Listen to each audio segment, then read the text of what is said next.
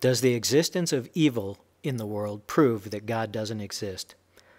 A philosopher once noticed that there's evil in the world and wondered what God's role in this was.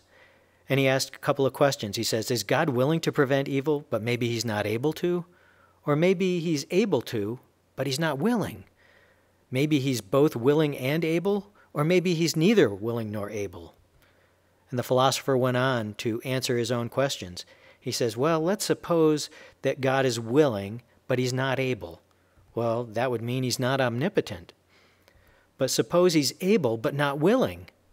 Well, that would make God mean. Suppose he's both able and willing. Well, then the question is, where does evil come from? And what if he's neither able nor willing? Well, why would you call that person God?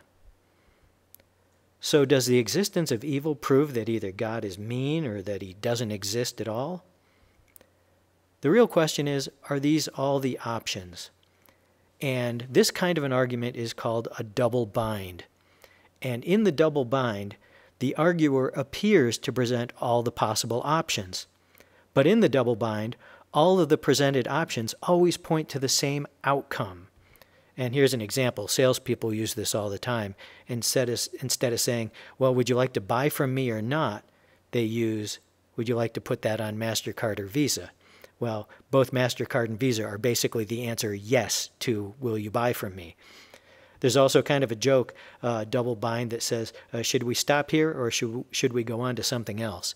Again, the options really aren't choices. They all come down to the same thing.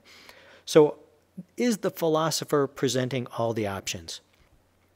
Well, if you look at the presentation, it does appear that he's presenting all the options. But the question is there another? What if it's not a matter of God preventing evil, but making it right? The Bible tells us that God is able to take what we call evil and use it for good. Rather than preventing evil, God uses evil to accomplish his purposes and later redeems it.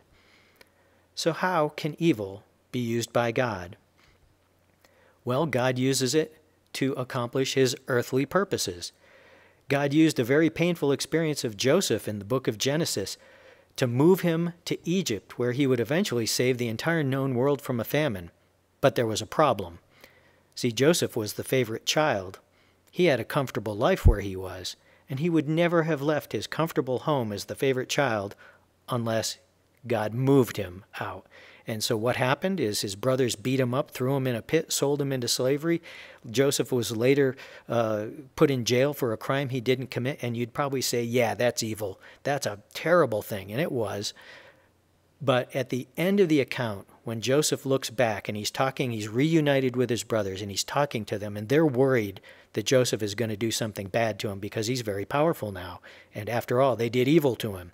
And Joseph himself recognized this. And in Genesis 50:20, Joseph talks to his brothers and says, but as for you, you thought evil against me, but God meant it unto good, to bring to pass, as it is this day, to save much people alive. God also uses evil to accomplish his eternal purposes, to save people. Very few people become believers because they're making so much money or their lives are going smoothly or they have very little hardship. I very rarely hear somebody say, yeah, I gave my life to the Lord because things were going so well. But I hear very often people who cry out to God as they feel need. And it says in Psalm 18:3, I will call upon the Lord who is worthy to be praised, so shall I be saved from my enemies. If you believe that the existence of hardship and evil in the world demonstrates that God doesn't exist or that God doesn't care, you should read the Bible. God never promises an easy life, and he doesn't promise that there's not going to be hardships in life. Far from it. As a matter of fact, Jesus himself in John 16:33 says, in the world ye shall have tribulation, but be of good cheer. I have overcome the world. And God redeems evil. He promises that he will make things right, and that what we call evil, all the trials and hardships and tribulations on this earth, they will not compare to eternity with him. Romans 8:28 says, and we know that all things work together for good. In Romans 8:18 it says, "For I reckon that the sufferings of this present time are not worthy to be compared with the glory which shall be revealed in us." In Revelation 21:5 it says, "And he that sat upon the throne said," and this is Jesus speaking, "Behold, I make all things new." So we've talked about God and evil and whether he's willing or able, but what about you? Psalm 95:7 says, "For he is our God. Today, if you will hear his voice, harden not your heart." The passage tells us everyone is able to hear his voice. What is it a matter of? It's a matter of will. Will you hear his voice? So since you are able to hear his voice, the real question to you is, are you willing? 1 Peter 3:15 says, "But sanctify the Lord God in your hearts, and be ready always to give an answer to every man that asks, a reason of the hope that is in you, with meekness and fear." If you'd like to see more videos like this that answer the tough questions, go to acertainman.com, join our mailing list, and keep up to date.